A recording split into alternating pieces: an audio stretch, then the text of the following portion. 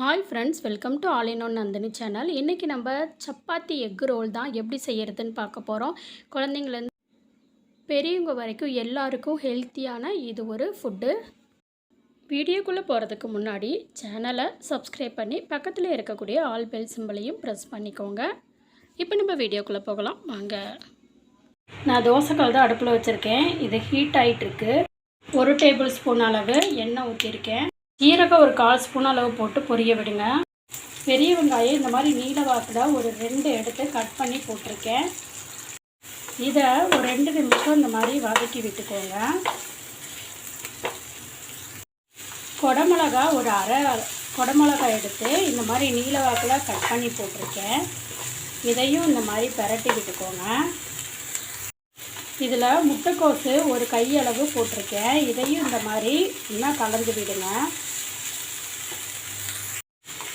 கேரட்டை இந்த மாதிரி நீல வாக்கில் கட் பண்ணியிருக்கேன். இது ஒரு கையளவு போட்டுக்கோங்க. இதையும் நல்லா பிரட்டி விட்டுக்கோங்க. இந்த டிஷ்ஷுக்கு தேவையான அளவு உப்பு சேர்த்துக்கலாம். தக்காளி 1 எடுத்து இந்த மாதிரி நீல வாக்கில் கட் பண்ணிக்கோங்க.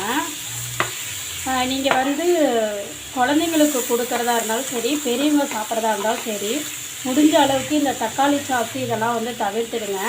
இந்த தக்காளி நம்ம சேர்த்துறதே அந்த தக்காளி சாஸோட டேஸ்ட்டு கொடுத்துரும். அதனால் நீங்கள் இந்த தக்காளியை நீங்கள் இன்னும் ஒன்று சேர்த்து கூட போட்டுக்கலாம். டேஸ்ட்டு நல்லா தான் இருக்கும். இதில் புதினா கொஞ்சம் பொடியாக கட் பண்ணது, கொத்தமல்லி கொஞ்சம் பொடியாக கட் பண்ணது சேர்த்துருக்கேன். இது எல்லாத்தையும் ஒன்றா நல்லா பரட்டி விடுங்க. இதில் 1/4 ஸ்பூன் அளவு மஞ்சத்தூள், 1/2 ஸ்பூன் அளவு கரம் மசாலா, 1/2 ஸ்பூன் அளவு பெப்பர் தூள் சேர்த்துருக்கேன். இது எல்லாத்தையும் ஒன்றா நல்லா கலந்து விடுங்க.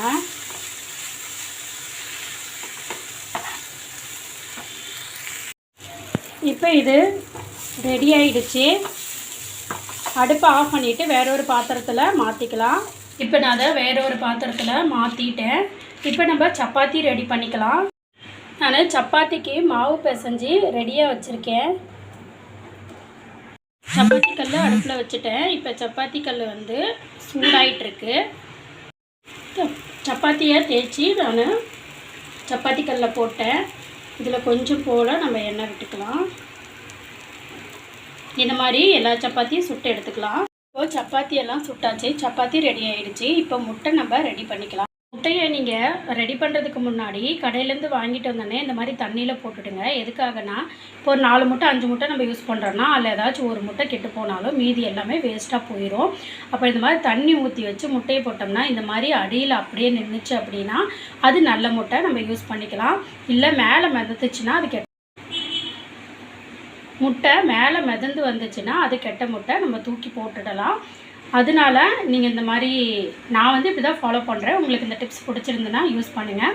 இப்போ இந்த 2 முட்டையுமே நம்ம உடச்சி ஒரு பவுலில் ஊற்றிக்கலாம். 2 முட்டை உடச்சி ஊற்றிருக்கேன். இதில் உப்பு தேவையான அளவு போட்டுட்டு நல்லா இதை கலந்து விட்டுருங்க. ஒன்றோட ஒன்று நல்லா முட்டையை இந்த மாதிரி சப்பாத்தி கல்லில் போட்டுக்கோங்க. போட்டுட்டு இது மேலே நம்ம ஆல்ரெடி சுட்டு வச்சுருக்கக்கூடிய அந்த சப்பாத்தி எடுத்து இப்படி வச்சுக்கோங்க.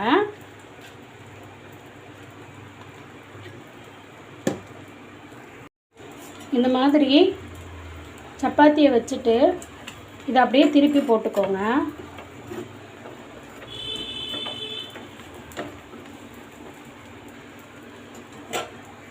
இந்த மாதிரி நல்லா திருப்பி போட்டுக்கோங்க. இந்த மாதிரி ஒவ்வொரு சப்பாத்தியுமே இந்த மாதிரி செஞ்சு எடுத்துக்கோங்க. இப்போ பாருங்கள், இந்த மாதிரி வந்திருக்கும். இதை எடுத்து போட்டு இதுக்குள்ளே நம்ம செஞ்சு வச்சுருக்கோம் இல்லைங்களா அந்த ஸ்டஃப்டு, இதை இப்படி உள்ளே வச்சுட்டு இதை அப்படியே ரோல் பண்ணிக்கோங்க.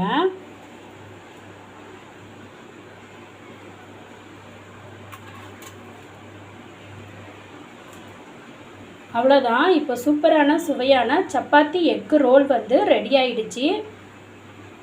இதே மாதிரி நீங்களும் சமைச்சு சாப்பிட்டு பார்த்துட்டு எப்படி இருந்துச்சுன்னு கமெண்ட் பண்ணுங்கள். மறக்காமல் இப்படி ரோல் சுற்றினதுக்கப்புறம் இப்படி எடுத்து குழந்தைங்க சாப்பிட்டாங்க அப்படின்னா கீழே விழுந்துடும். அப்போ நம்ம என்ன பண்ணலான்னா ஒரு கிராம்பு எடுத்து இந்த மாதிரி குத்தி வச்சுக்கோங்க. குச்சி குத்தினா கூட சில சமயம் குழந்தைங்களுக்கு அது வந்து குத்திடும். இந்த மாதிரி குட்டியாக கிராம்பு வச்சு கொடுத்துடலாம். இது அப்படியே வந்து நம்ம வந்து குழந்தைங்க கடித்து சாப்பிட்றதுக்கு கொடுத்துடலாம்.